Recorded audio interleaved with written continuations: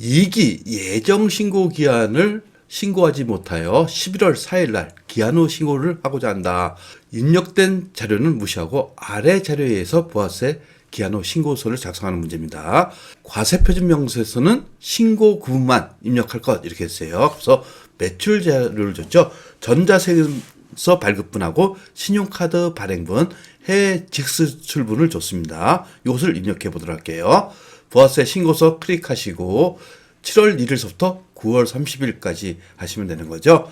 세액에서 발급분 5억 원 입력하시면 되는 거죠. 신용카드 여기 3번에 1,000만 원 입력하시면 되는 겁니다. 영세에 기타란에다가 2억 5천 입력하시면 매출세액이 5,100만 원이 되는 겁니다.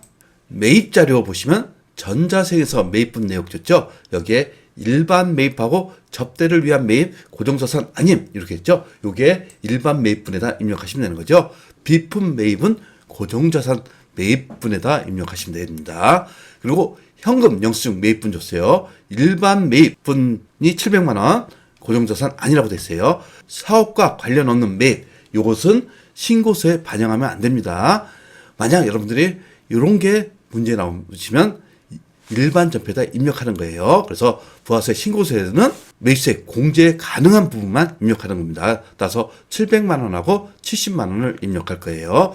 이렇게 매입세까지 입력해 보도록 할게요. 매입세 일반 매입분에 3억 500만 원 해당 매입세에 입력하시면 되는 거죠. 고정자산 매입분에 1억 원 그리고 부가세 1,000만 원 이렇게 돼 있어요. 그 밖에 공제 매입세 여기에 일반 매입분 있죠. 일반 매입분에 700만 원 그리고 70만 원 그러면 14번에 반영됩니다. 공제받지 못할 매입세 있죠. 접대를 위한 매입세 여기에 금액은 500만 원에 50만 원 이렇게 입력했어요. 결국 납부세 1,030만 원 갖고 가산세를 계산할 겁니다.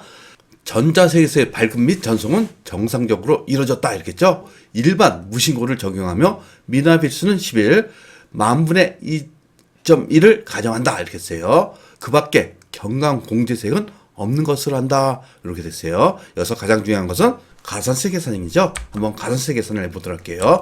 신고 누락분에 대해서 과세가 5억하고 5천만이죠.